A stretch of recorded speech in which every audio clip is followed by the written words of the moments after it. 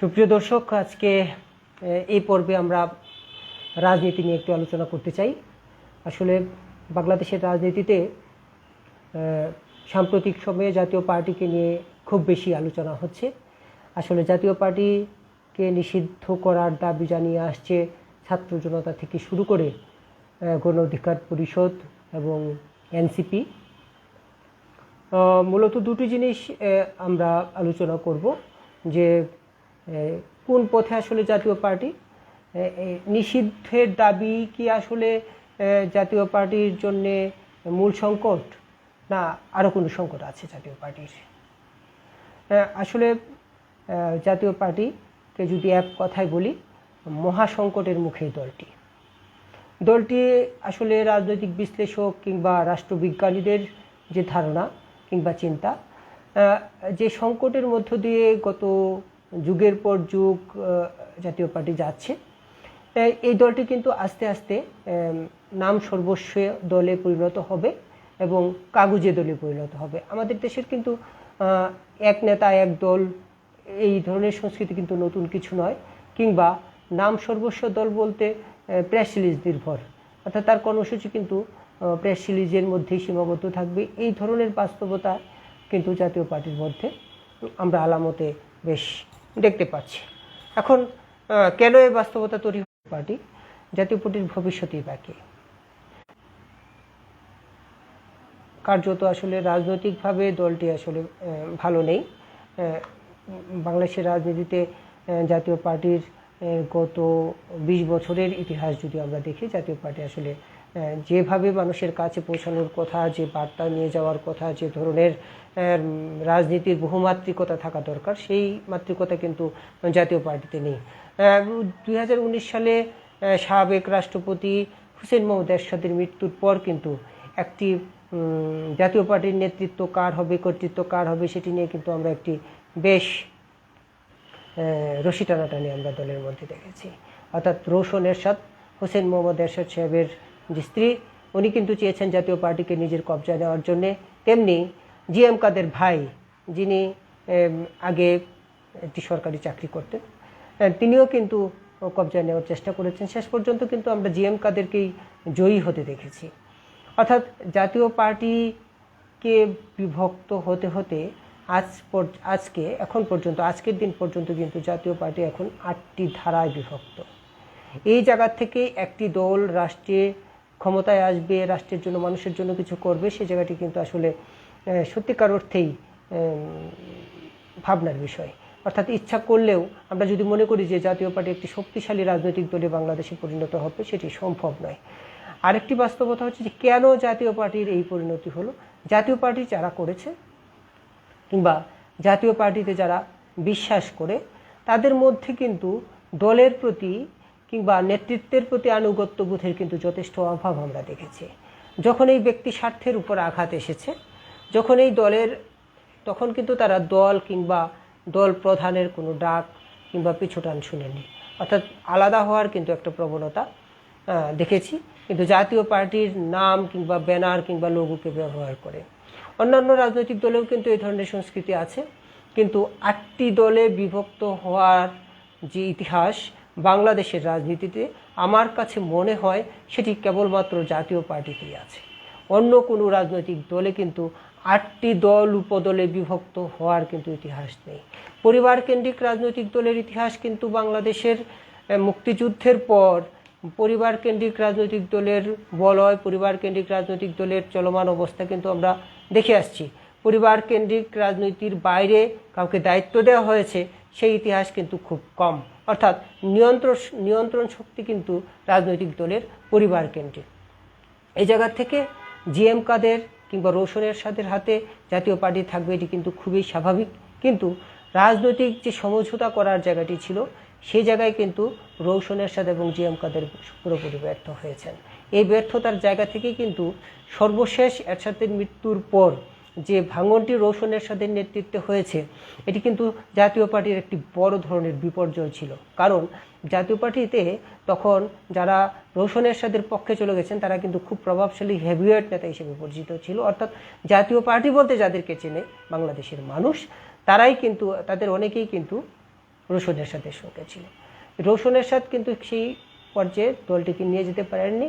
এখন কার্যত ওনার শারীরিক কারণে জাতীয় পার্টির রোশনপন্থী অংশ একেবারেই টিম করে চলছে। এবার আসা যাক সর্বশেষ যে জাতীয় পার্টির ভাঙনটি হয়েছে, যে দলের নেতৃত্ব নিয়ে, অর্থাৎ দলের কাউন্সিলকে কেন্দ্র করে। সেই কাউন্সিলকে হঠাৎ করে আমরা স্থগিত করে দিতে দেখেছি জিএম কাদেরকে। তারপরেই কিন্তু ভিতরের কুন্দল, ভিতরের সংকট, ভিতরের যে রাজনৈতিক টানাপোড়েন, নেতৃত্বের দ্বন্দ্ব, কুন্দল, সে কিন্তু প্রকাশ হতে দেখেছি আমরা। হঠাৎ করেই দেখলাম যে দীর্ঘদিন যিনি জিএম কাদেরের সঙ্গে মহাসচিব হিসেবে দায়িত্ব পালন করেছেন আমাদের চুন্নু সাহেব, মুজিবুল হক চুন্নু সাহেব, তিনি জাতীয় পার্টির পক্ষে প্রতিমন্ত্রীও ছিলেন। তিনিও কিন্তু জিএম কাদেরের সঙ্গে বিরোধিতা করেছেন। সাবেক মহাসচিব রুহুল আমিন হাওলাদার, তিনি বিরোধিতা করেছেন। এবং সর্বশেষ যিনি আওয়ামী লীগের গত 4 বারের যিনি এমপি হয়েছেন, ব্যারিস্টার আনিসুল ইসলাম মাহমুদ, তিনিও তার নেতৃত্বে এবং রুহুল আমিন হাওলাদারের নেতৃত্বে কিন্তু সর্বশেষ জাতীয় পার্টি ভেঙেছে। এবং সেটি শুধু ভাঙন না, দলের যারা পরিচিত নেতা, যাদেরকে জাতীয় পার্টি বলে চিনে, তারা কিন্তু জিএম কাদেরকে ছেড়ে অন্য একটি প্ল্যাটফর্ম গঠন করেছেন। শুধু এই জায়গাতে রোশনপন্থী অংশের একটি অংশ আবার যুক্ত হয়েছে। এখন নিষিদ্ধের ইস্যুতে আমরা আসছি যে ছাত্র জনতার অভ্যুত্থানের মধ্য দিয়ে কিন্তু আওয়ামী লীগের পতনের পর থেকেই কিন্তু আওয়ামী লীগের দূষর হিসেবে জাতীয় পার্টিকে নিষিদ্ধের দাবি উঠে আসছিল। এরপরে গত বছরের 5 আগস্টের পর কিন্তু আমরা জাতীয় পার্টি কেন্দ্রীয় অফিসে হামলা হতে দেখেছি, জাতীয় পার্টির নেতাদেরকে গ্রেফতারের দাবি আমরা দেখেছি। হঠাৎ করে এই বিষয়টি এবং ঢাকার বাইরে বিভিন্ন জেলায় উপজেলায় কিন্তু জাতীয় পার্টি অফিস আক্রান্ত হয়েছে, সেটাও কিন্তু আমরা দেখেছি। সাম্প্রতিক সময়ে গত 1 মাস হলো কিন্তু এই বিষয়টি আবার রাজনীতিতে নতুন করে উত্তাপ সৃষ্টি করেছে, অর্থাৎ জাতীয় পার্টির নিষিদ্ধের বিষয়টি। এর বড় যুক্তিকতা হচ্ছে যে আওয়ামী লীগের দূষর হিসেবে এই দলটিকে নিষিদ্ধ করতে হবে। যদি ইনু, রাশেদ খান মেনন সাহেব কিংবা 14 দলের শরিকরা গ্রেপ্তার হন, কিংবা 14 দলের আওয়ামী লীগকে নিষিদ্ধ করা হয়, 14 দলকে নিষিদ্ধের দাবি উঠে, তবে কেন আওয়ামী লীগের দূষর হিসেবে জাতীয় পার্টিকে কেন নিষিদ্ধ করা হবে না, তাদের নেতাদেরকে গ্রেপ্তার করা হবে না? আমি মনে করি এই দাবি যদি হয়, জাতীয় পার্টি গত 16 বছরে 17 বছরে যারা সুবিধা ভোগ করে এখন আলাদা একটি প্ল্যাটফর্ম গঠন করেছে, তাদেরকেও গ্রেফতারের দাবি জানানো উচিত। আর দ্বিতীয় কথা হচ্ছে যে জাতীয় পার্টি কে এই ধরনের একটি রাজনৈতিক সংকট যখন মোকাবেলা করছে, তখন কিন্তু তারা সেইভাবে প্রতিবাদ করতে পারছে না, এবং জেলা উপজেলায় আসলে তাদের সেই সাংগঠনিক ভিত্তি বলতে কিছু নেই। যারা নতুন দল করেছে, নতুন প্ল্যাটফর্ম করেছে, ছোট অংশেও কিন্তু তারা বিভিন্ন জায়গায় প্রতিরোধ তাদের পক্ষে আমরা দেখছি। কিন্তু জাতীয় পার্টি একটি বড় রাজনৈতিক দল, 9 বছর রাষ্ট্র ক্ষমতায় ছিল, 3 বার আর বিরোধী দল ছিল, সে জায়গা থেকে কিন্তু জাতীয় পার্টি কোথাও শক্তিশালী অবস্থান নিতে পারেনি। কেউ বলে থাকেন এটি একটি আঞ্চলিক রাজনৈতিক দল, অর্থাৎ উত্তরবঙ্গ কেন্দ্রিক, রংপুর কেন্দ্রিক। রংপুরেও কিন্তু আমরা সেই ধরনের প্রতিরোধ কিংবা উত্তরাঞ্চলে আমরা কিন্তু সেটা দেখিনি। সেই জায়গার থেকে এবং জাতীয় পার্টির ঢাকার যে অবস্থান, ঢাকায় যে জাতীয় পার্টিকে শক্তিশালী শোডাউন করা, অবস্থান তৈরি করা, জাতীয় পার্টিকে মানুষের কাছে নিয়ে যাওয়া কিংবা রাজনীতিতে টিকে থাকার যে লড়াই, সেটাও কিন্তু আমরা জাতীয় পার্টির জায়গা থেকে দেখিনি। যে 2-1টি প্রতিবাদ কিংবা প্রতিরোধ হয়েছে কিংবা তারা তাদের বক্তব্য দেওয়ার চেষ্টা করেছে, সেটি কিন্তু খুব দুর্বল এবং খুবই ক্ষুদ্র পরিসরে। এই জায়গা থেকে জাতীয় পার্টি কতটুকু রাজনীতিতে এই সংকট কাটিয়ে টিকে থাকতে পারবে, সেটি নিশ্চয়ই প্রশ্নের দাবি রাখে। আরেকটি কথা হচ্ছে যে একটি দল যখন নিজস্ব সংকটের মুখে আস্তে আস্তে ক্ষয়িষ্ণু হতে থাকে এবং ক্ষয়ের দিকে চলে যায়, সেই জায়গাটি সেই দলটি মানুষকে আর কি দিতে পারে, রাজনীতিকে আর কি দিতে পারে? আমরা যদি বলি যে গত 16 বছরে এই দেশের রাজনীতিতে, এই দেশের অর্থনীতিতে, এই দেশের সমাজনীতিতে, এই দেশের কৃষি ব্যবস্থায়, এই দেশের উৎপাদনে, এই দেশের লুটপাট, ষড়যন্ত্র কিংবা দুর্নীতি, অনিয়মে কত ঘটনা ঘটেছে, এখনও ঘটছে নিশ্চয়ই। সে জায়গা থেকে জাতীয় পার্টিকে কখনো রাজপথে কর্মসূচি নিয়ে আমরা আসতে দেখিনি।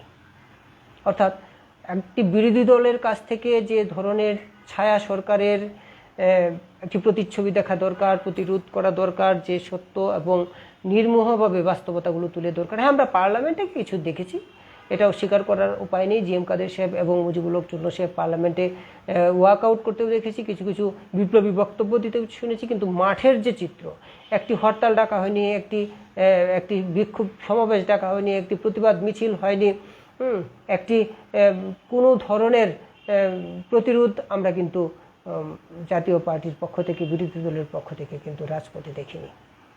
এই জায়গা থেকে এই ক্ষয়িষ্ণু দলটি আসলে বাংলাদেশের রাজনীতিতে কতটুকু প্রয়োজন। এখন অনেকেই প্রশ্ন করেন যে জাতীয় পার্টি যদি না থাকে কিংবা অন্যান্য দল কি খুব দিতে পেরেছে বাংলাদেশের রাজনীতিতে?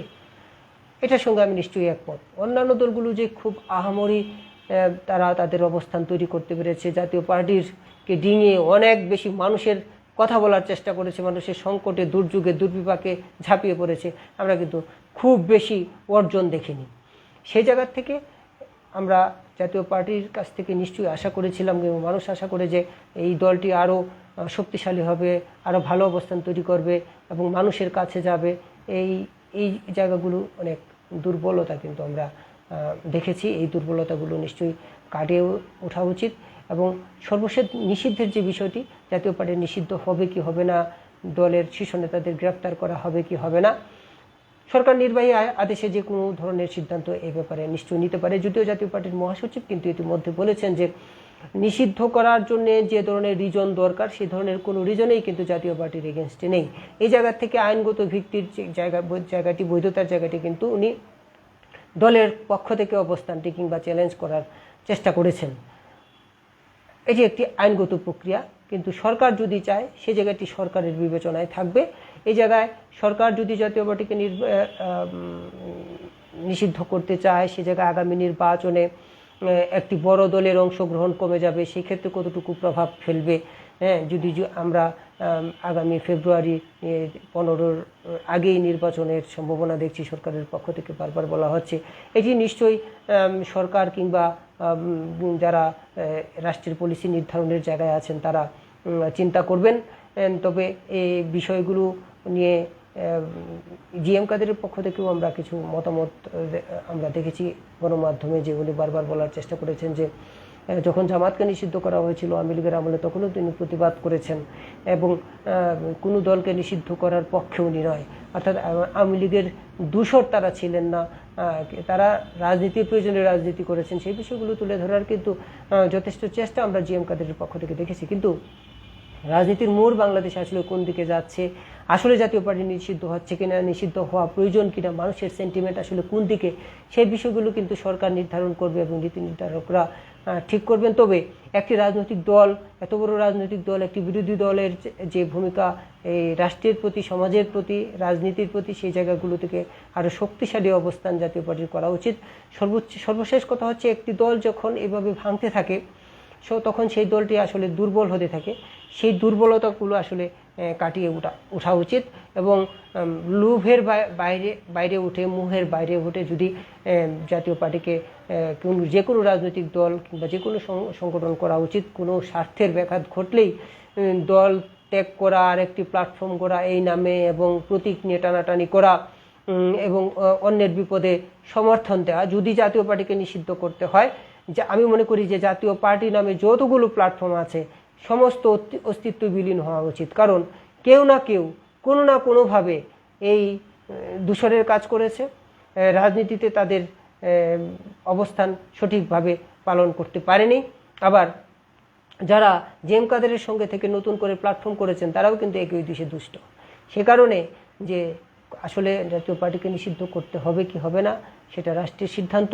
আমরা নাগরিক হিসেবে সেই সামনের দিনগুলোতে অপেক্ষা করতে চাই যে নির্বাচন সামনে, আসলে নির্বাচন কোন প্রক্রিয়ায় যাচ্ছে, নিষিদ্ধ হওয়ার মধ্য দিয়েই কিন্তু কি রাজনীতি এগিয়ে যাবে, নাকি টিকে থাকার মধ্য দিয়ে, লড়াই সংগ্রামের মধ্য দিয়ে আরও বাংলাদেশকে গড়ার যে প্রত্যয়, সে এই প্রক্রিয়ার মধ্য দিয়ে আমরা এগিয়ে যাব, সেটি এখন দেখার বিষয়।